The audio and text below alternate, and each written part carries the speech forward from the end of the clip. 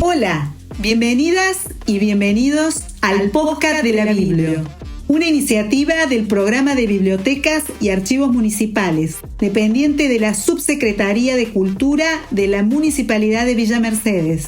En este espacio, los libros no duermen en los estantes, cobran vida, se transforman en relatos, en poesía, en historia y en emociones. Y a veces también en entrevistas y reflexiones que nos invitan a mirar el mundo con otros ojos. Así es, se trata de un lugar, en este caso virtual, donde voces desconocidas de Villa Mercedes, de San Luis y del resto de la Argentina se hacen escuchar y se hacen reconocer. Donde las anécdotas del pasado cobran fuerza y nuestra cultura revela secretos que no dejan de sorprendernos. Así es, mi nombre es Ileana y junto a mi compañero Martín te acompañaremos estés donde estés, desde cualquier rincón del planeta, por nuestro canal de YouTube o por Spotify, porque las historias que compartimos acá tienen eco universal.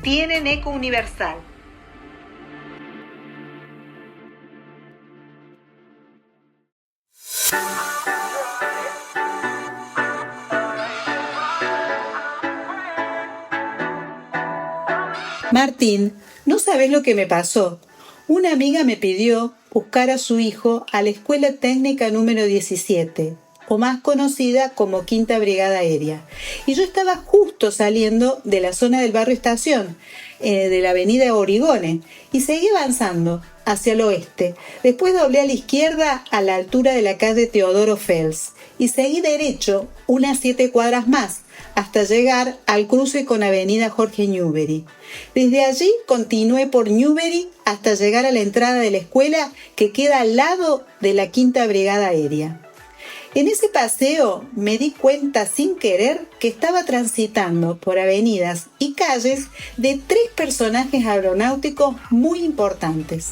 Es increíble cómo se puede trazar una línea imaginaria entre ellos. Hola a todos, bienvenidos a este cuarto episodio del podcast de la Biblio. Así es, Ileana, nuestra provincia y nuestro país tienen mucho que ver con la actividad aeronáutica y por eso te propongo meternos de lleno en los inicios de la aviación argentina, una época apasionante pero también muy peligrosa. Buenísimo, fíjate que aquí tenemos varias biografías que nos hablan de estas figuras pioneras. Así es, por un lado tenemos a Jorge Newbery, que era un personaje polifacético, a Manuel Félix Origone, quizás más recordado por ser tristemente la primera víctima mortal de la aviación militar aquí en Argentina, y a Teodoro Fels, que tuvo un gran vínculo con Villa Mercedes. Vamos a indagar un poco acerca de sus vidas, sus logros y sus sacrificios. Tal cual, son historias de audacia, de innovación, pero también con finales muy abruptos, como vos decís. Pero bueno, vamos a meternos en materia. Empecemos, si te parece, con Jorge Newbery. Por supuesto que sí. Jorge Alejandro Newbery nace en 1875 en Buenos Aires. Su padre fue un dentista estadounidense con un espíritu aventurero bastante marcado. Hay un dato que me llama muchísimo la atención. Con solo 8 años viajó a Nueva York a conocer a sus abuelos. 8 años, increíble. Y luego se recibió de ingeniero en la Universidad de Cornell en Estados Unidos. Además, fue un deportista de primera. Hizo boxeo, remo y esgrima. Fue mitad científico, mitad aventurero. Totalmente, y esa energía también parece la ejerció en la función pública, ya que fue director de alumbrado de Buenos Aires. Y fíjate que hasta defendió la gestión municipal de los servicios, lo que hoy llamaríamos municipalización, frente a empresas extranjeras. Además, se dedicó a estudiar el potencial del petróleo que acababa de descubrirse en Comodoro Rivadavia. Ciertamente era un hombre de cálculo y de futuro, pero su gran pasión era volar. Y te digo esto porque empezó con globos aerostáticos allá por 1907 con Aarón de Anchoarena. Juntos formaron el Aeroclub Argentino Y aquí, bueno, hay que mencionar un suceso bastante triste. Su propio hermano, Eduardo, se perdió trágicamente en un globo, el Pampero, solo un año después, en 1908. ¡Qué terrible! Y aún así, él siguió con gran determinación.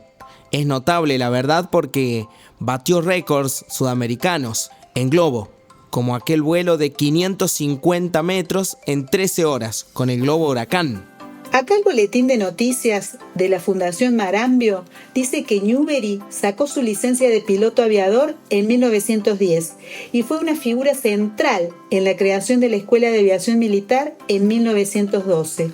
Era su director técnico. Es más, según lo que puedo entender, impulsó una suscripción popular o una colecta para comprar los primeros aviones militares.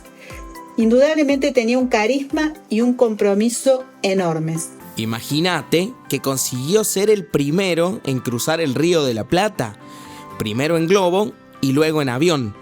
Doble hazaña para él. Pero su gran meta, su obsesión casi, era cruzar los Andes, la gran barrera natural. Se preparó a conciencia, batiendo el récord de altura sudamericano varias veces, Llegó a subir más de 6.200 metros en febrero de 1914. Aunque parece que ese récord, por las reglas internacionales de la época, no se lo homologaron oficialmente. ¡Qué lástima! Y justo ahí, ¿no?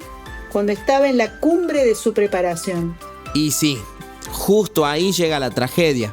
El 1 de marzo de 1914 estaba en Mendoza preparándose para el cruce y bueno, parece que accedió a hacer un vuelo de demostración, casi un favor para unas amigas que se lo habían pedido. ¡Uf, qué destino! Sí, la verdad. Parece que su amigo Teodoro Fels, otro pionero aeronáutico, se lo advirtió. Le dijo que su avión no estaba en las mejores condiciones después de su vuelo anterior y que mejor no volara. Pero no le hizo caso y despegó con Benjamín Jiménez Lastra. Y bueno, el avión falló, perdió altura de repente y se estrelló. Murió en el acto. Tenía solo 38 años. 38 años. Es una ironía, ¿verdad? Perder la vida en un vuelo casi improvisado en una exhibición, justo antes de intentar la gran hazaña que llevaba tanto tiempo preparando. Desde luego, y ahí inmediatamente se transformó en una figura icónica. Su muerte conmocionó a todo el país, claro. Se le declaró oficialmente fundador de la aeronáutica argentina, un título que da idea de su importancia y de esa fragilidad de los inicios, ese riesgo constante que él mismo sufrió al final. Pero bueno, ahora vamos directamente al otro nombre que queríamos tratar hoy, ¿no? Manuel Félix Origone. Exacto, mucho más joven. Había nacido en 1891 en Villa Mercedes, provincia de San Luis. Su padre era un inmigrante italiano muy emprendedor. Bueno, pero él eligió la carrera militar. Ingresó en el colegio militar y se graduó como subteniente de artillería. Pero compartía esa fiebre por volar que tenía Newbery y otros tantos. De hecho, fue uno de los 10 oficiales seleccionados para hacer el primer curso de la Escuela de Aviación Militar, la de 1912, donde Newbery era el director técnico. O sea que coincidieron y se conocieron. Sí, y fíjate, Origone hasta se compró su propio avión, un Blériot, que era uno de los modelos más populares entonces, como el que cruzó el Canal de la Mancha, y obtuvo su licencia de piloto, el número 17, en diciembre de 1912. Y aquí la historia se acelera trágicamente. Solo un mes después de tener la licencia, en enero de 1913, se anotó a un vuelo de larga distancia entre Buenos Aires y Mar del Plata. Pero hacía muy mal tiempo, mucho, tanto que otros pilotos con más experiencia, como el caso del propio Teodoro Fels que nombramos antes, decidió no salir. Pero Origone decidió continuar. ¡Qué imprudencia! Quizá, o qué valentía, no sé. No me gusta juzgar. Y bueno, las cosas se dieron así y una ráfaga de viento desestabilizó su avión. aunque los testimonios de la época son algo confusos. Unos dicen que se le partió un ala en pleno vuelo y otros dicen que el avión entró en caída libre en una espiral totalmente fuera de control, con esos mandos tan rudimentarios, ¿no? Sea como fuere, lo cierto es que se precipitó de unos 300 metros de altura. Terrible, y lo increíble es que sobrevivió al impacto inicial. Estaba vivo cuando llegaron a socorrerle. Sí, pero murió unos 20 minutos después. Las heridas eran demasiado graves. Tenía solo 22 años. 22 años y recién recibido como piloto. Fue la primera víctima mortal de la aviación militar argentina. Un final muy prematuro para una carrera que apenas empezaba. Se le recuerda como fundador de la aviación militar y también como precursor y benemérito de la aeronáutica argentina. De hecho, el día de su muerte, el 19 de enero, es el Día de los Muertos por la Patria en la Fuerza Aérea Argentina. En fin, si juntamos las dos historias, ¿qué tenemos? Por un lado Newbery, el hombre orquesta, deportista, ingeniero, funcionario, y por otro lado a Origone, el joven militar, lleno de entusiasmo que quizás simboliza de una forma más cruda el peligro real de volar en aquellos primeros aparatos con esa tecnología tan básica. Pero nos falta Fels. Yo creo que hay muy poco sobre la biografía de Teodoro Fels. Quizá, para ser más justos, deberíamos indagar más, ¿no te parece? Así es, Martín. Te acepto el desafío. Se lo merece por haber contribuido a los cimientos de la aviación argentina.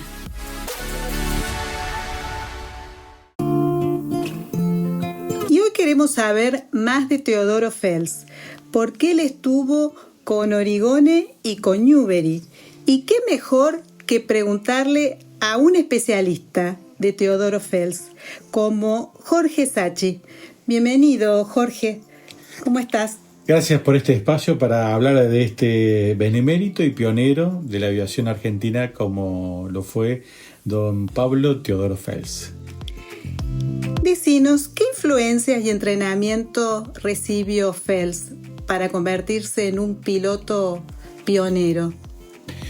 Fels tuvo un buen pasar económico debido a que su familia eran de zona rural de acá de Villa Mercedes y también en la provincia de Córdoba, y esto permitió de que su familia le comprara una aeronave, en ese caso un Blériot. Asimismo, como tuvo la oportunidad de viajar a Europa, ahí también se perfeccionó en el vuelo mecánico, y cuando vino acá nuevamente a la Argentina, estaba toda la influencia de la aeronáutica que comenzó en 1907 con el globo Pampero, y después así fueron incorporándose mecánicos e instructores de aviación aquí en nuestro país. Y ya en 1910 se crea el Aeroclub Argentino, que esto dio la posibilidad para que quienes desean podían hacer el curso de piloto aviador. Y ahí se entusiasmó Fels por la posibilidad de que tenía una aeronave y puede recibirse de piloto aviador un 23 de mayo de 1912, siendo en aquella época también el piloto más joven en recibir este brevet de piloto civil. Y así comienza un poco formalmente toda la actividad aeronáutica de Fels, que se concreta con dos acontecimientos importantes. El primero, de hacer o desafiarlo un poquito también a Jorge Newbery, porque Jorge Newbery había hecho un cruce por el Río de la Plata desde Buenos Aires hacia la costa de Uruguay, pero Fels quiso avanzar un poquito más y llegar hasta Montevideo. En aquel entonces, estaba hablando un 1 de diciembre de 1912, bate el récord mundial de un vuelo de una aeronave sobre, en este caso, el agua, en este caso el Río de la Plata. Y así esto tiene una repercusión no solamente en la Argentina, sino mundialmente, gracias a los medios de comunicación de entonces, que era la prensa escrita, no había otro medio de comunicación, pero los desafíos que hacían estos hombres del aire eran muy importantes y era una novedad para aquella época. Estamos hablando 1907, 1910 se crea el Aeroclub Argentino y así recién en 1912 ya se va perfeccionando el vuelo mecánico en nuestro país y se animan a superar barreras, cruzar un río, batir un récord de altura también. Vamos a ver un poquito más adelante, en 1914, la idea que tuvieron de cruzar en avión la cordillera de los Andes. Fueron todos desafíos que se ponían estos hombres. Y con la audacia y con el coraje, porque no eran máquinas que les daban mucha garantía para volar. De hecho, no se tenía la tecnología que se tiene ahora con datos meteorológicos, nada de eso. Entonces, era un desafío, eran audaces para la época, por supuesto, y así tuvimos que lamentar 2 muertes producto de estos accidentes en 2 amigos de Fels, ¿cierto? Claro, nos estamos refiriendo a Newbery y a Origone. Así es. ¿Nos podés contar esa anécdota entre Newbery y Fels cuando estuvo castigado? Después de concretar este vuelo entre Buenos Aires y Montevideo, bater el récord mundial de un vuelo sobre el agua, como no había pedido autorización, él estaba haciendo el servicio militar obligatorio, es decir, la colimba, como se lo conoce popularmente, recibe una sanción por parte de sus superiores porque no había pedido permiso. Pero la repercusión, gracias a los medios de comunicación de entonces, hizo de que esta noticia llegara al presidente de la nación de entonces y le levantara la sanción. Durante esos tiempos que él estuvo, digamos, sancionado ahí en Campo de Mayo, Fels lo visita su amigo Jorge Newbery. ¿Y por qué lo visita? Porque, bueno, eran contemporáneos. Yo le decía que estuvo cuando desafió este vuelo el 1 de diciembre. Y unos días antes, Jorge Newbery había estado también con esta idea de cruzar el Río de la Plata. Entonces se conocían, compartían las hojas de ruta, la experiencia del vuelo, que era muy importante porque no había mucha información como hay ahora. Entonces, de esa forma, compartieron no solamente la pasión del vuelo, sino dice también hasta el tango, y compartían también almuerzos y cenas como cualquiera amigos. Entonces tuvo la obligación un poquito Jorge Newbery de ir a visitarlo a Fels en Campo de Mayo mientras cumplía esa sanción de 30 días, hasta que el presidente de entonces le levanta esa sanción. Y después sigue, vemos también que esto sucede en 1912 y después en 1914 se ponen como empeño en hacer el cruce de la cordillera de los Andes. Y por eso se los encuentra a los dos nuevamente reunidos en Mendoza. Allí también Fels, con su aeronave, le pide el público que estaba en ese momento en ese aeropuerto de que haga una demostración. Jorge Newbery, y le pide la aeronave a Fels. Y Fels le dice que tenía algunos detalles técnicos en el vuelo, pero bueno, dijo Jorge Newbery, lo vamos a hacer. Y hace esa exhibición y trágicamente tiene un accidente en esa aeronave que le presta Fels a Jorge Newbery, y ahí fallece un 1 de marzo de 1914 Jorge Newbery allí en el Plumerillo, hoy Mendoza. Y vemos ahí también este impacto que significó para Fels nuevamente, sabiendo de que un año anterior, el 19 de enero de 1913, también en un RAI entre Buenos Aires y Mar del Plata, donde participaba también Origone y Fels, y con la hoja de ruta y con datos meteorológicos un poco muy escasos y con una fuerte tormenta, hizo que también la aeronave de Origone se precipitara a tierra. Es decir que trágicamente Fels vio los dos accidentes, el de Origone y Newbery, y esto impactó seguramente en su vida porque eran dos contemporáneos, eran amigos, habían hecho vuelos juntos, compartían momentos como cualquiera de nosotros puede compartir hoy en la actualidad, ¿cierto? Y bueno, fueron dos momentos muy difíciles seguramente para superar Fels en aquel entonces con estos dos accidentes de sus amigos. Y contanos ¿qué legado podemos decir que, como él pudo vivir más tiempo, qué legado ha dado Teodoro Fels, a la aviación argentina?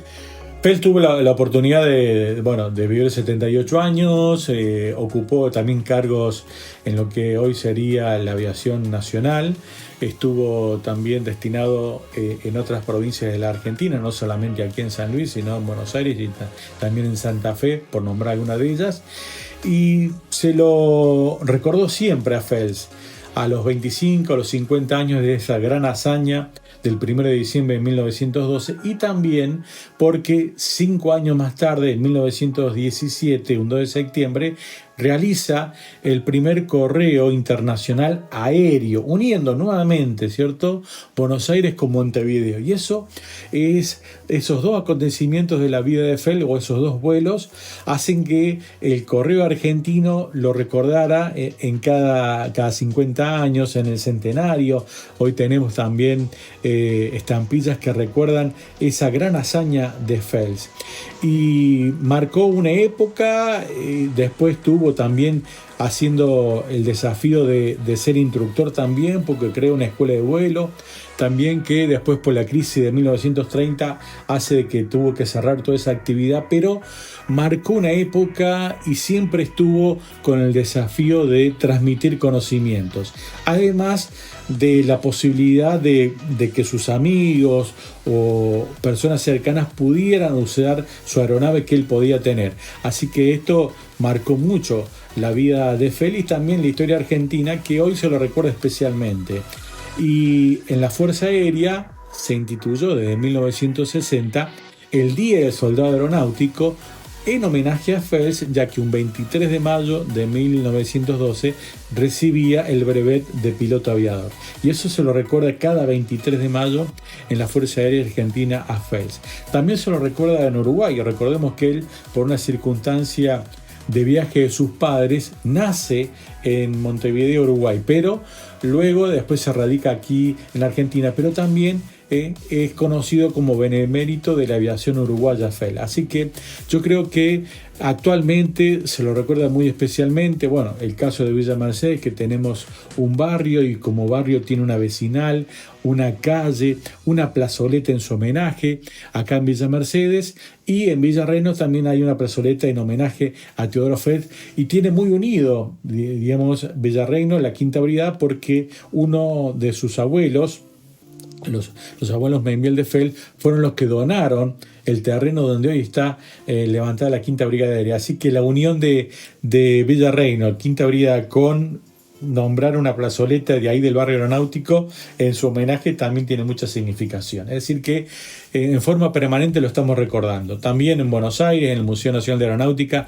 hay una aeronave, es decir, una réplica del Blériot 11 que voló Fels. Es decir que en forma permanente, donde vayamos, en Rosario también, es decir, en distintos lugares de la Argentina, hay ciudades que lo recuerdan especialmente a Fels en cada momento, y en forma especial nosotros los villamercedinos lo recordamos cada 22 de julio y también el 1 de diciembre, cuando hizo esa gran hazaña de cruzar el Río de la Plata.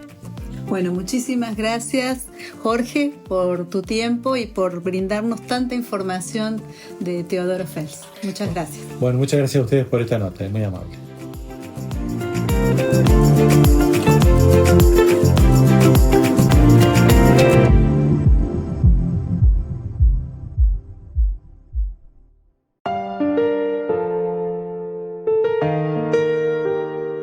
Bueno, ahora vamos a escuchar una producción musical propia, interpretada por Martín Anzaloni. Se trata de una milonga que se llama Recordando, con letra de Homero Mansi y música de Aníbal Troilo, compuesta en 1949. Queremos destacar que esta versión no está disponible en ningún soporte digital, salvo en este registro especial que realizamos exclusivamente para todos ustedes. Algunos dicen que esta milonga nunca fue grabada, otros que estuvo prohibida. Lo cierto es que ahora la tenemos y juntos las vamos a disfrutar. Adelante, Martín.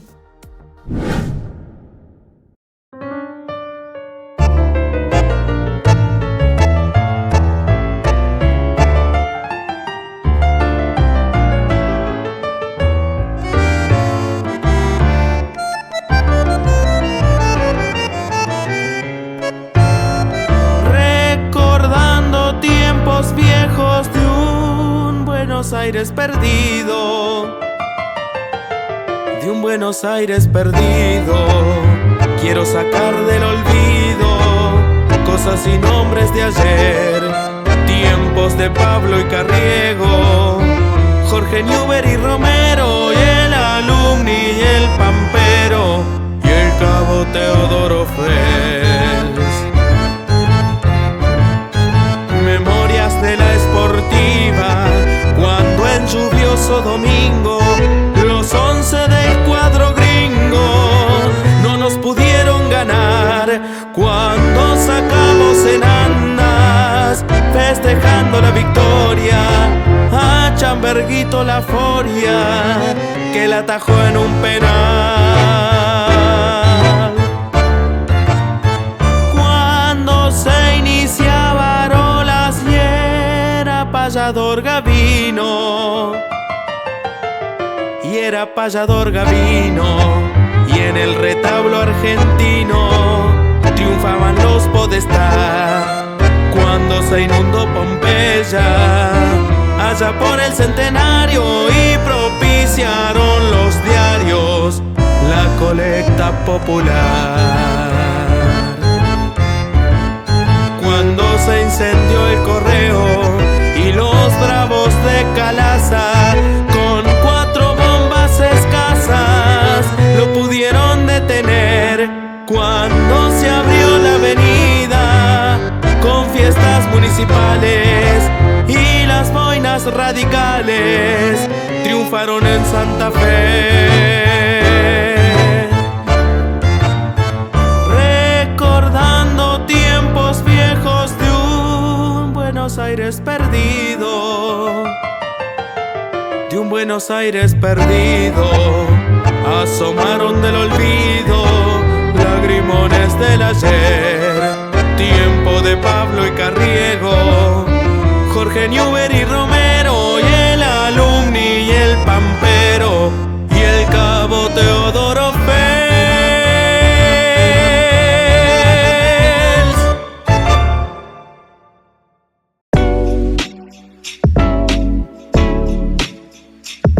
¿Sabías que en San Luis contamos con un sistema de humedales? Así es, las lagunas de Guanacache, el río Desaguadero y la ex laguna del Bebedero conforman un conjunto de humedales naturales de gran valor ecológico, cultural e histórico, ya que fueron habitadas ancestralmente por comunidades originarias como los huarpes. En el caso de las lagunas de Guanacache, su nombre proviene del huarpe Milcayac y se interpreta como el hombre que mira el agua que baja. Antes, este sistema incluía hasta 25 lagunas interconectadas, con islas, bañados y tierras fértiles. Estaban alimentadas por los ríos Mendoza y San Juan y se drenaban de manera natural por el río Desaguadero.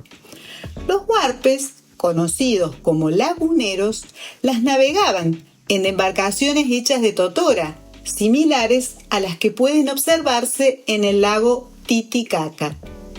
Hoy, debido a los desvíos de agua para riego, principalmente por la actividad agrícola, el sistema se ha ido secando.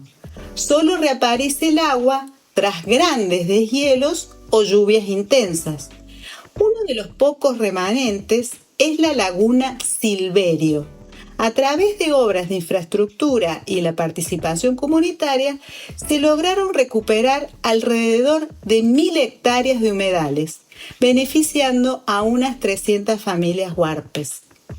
En cuanto a la laguna del Bebedero, el nombre aparece en registros oficiales a partir del siglo XIX. Su origen no es aborigen, es un origen funcional. Se trataba de un bebedero. Antiguamente era un lago salobre, poco profundo, con vegetación y fauna, y formaba parte del sistema hídrico alimentado por el río del mismo nombre, Bebedero, afluente del Desaguadero. Actualmente se ha convertido en un gran salar de unas 6.500 hectáreas y está explotado industrialmente por la empresa Dos Anclas. Solo se llena parcialmente en épocas muy húmedas.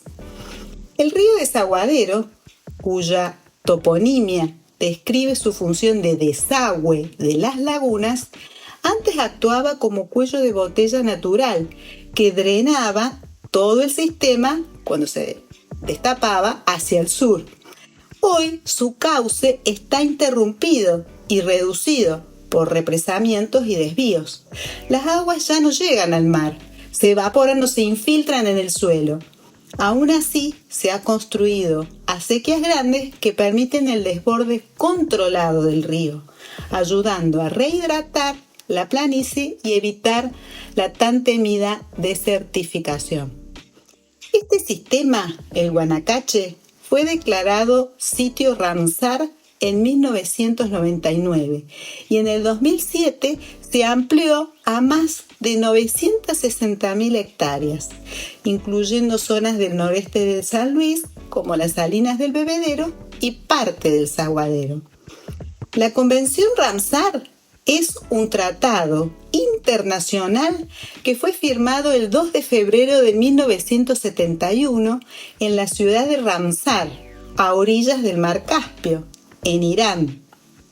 Es el único tratado ambiental dedicado exclusivamente a la conservación y uso racional de los humedales. ¿Qué países la integran? Hasta el día de hoy, unos 172 países, llamados oficialmente partes contratantes. Argentina se adhirió mediante la Ley Nacional 23.919 y desde entonces ha designado 25 sitios Ramsar, incluyendo, como se dijo, las lagunas de Guanacache, Desaguadero y del Bebedero. Así que sí, en San Luis tenemos humedales, están en riesgo, pero también algunos en proceso de recuperación. Son parte de nuestro patrimonio y vale la pena conocerlos y protegerlos.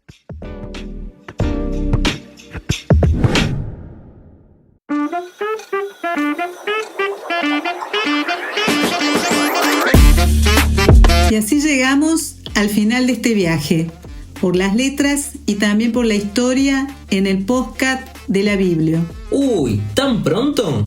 Sí, el tiempo voló. Esperamos que lo hayan disfrutado tanto como nosotros. Recuerden, las bibliotecas son portales a mundos infinitos y cada autor o autora, conocida o no, tiene una historia fascinante para contarnos. Bueno, nos encontramos dentro de 15 días entonces, con más relatos, más tesoros y más voces. ¡Hasta entonces! ¡Hasta pronto, bibliófilos de corazón!